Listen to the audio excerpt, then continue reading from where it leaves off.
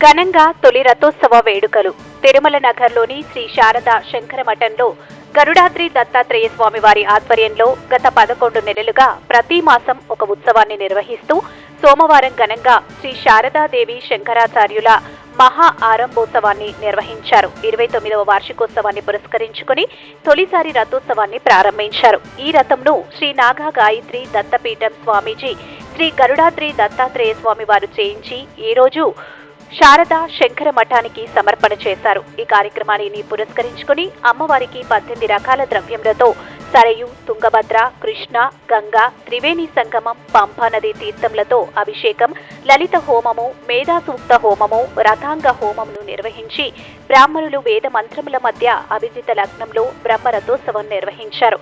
సాయంకాలం నవావరణ పూజ జరిపి అశేష జనవాహిని మధ్య సౌందర్య లహరి మహిళా మండలి వారు, వాసుదేవ మహిళా మండలి వారు లలిత పారాయణం చేయగా అంబా భవానీ డిండి భజన మండలి వారు పండరి భజన చేస్తూ ముందు నడపగా అంగరంగ వైభవంగా తొలి మహారథోత్సవాన్ని మాడవీధుల్లో నిర్వహించారు.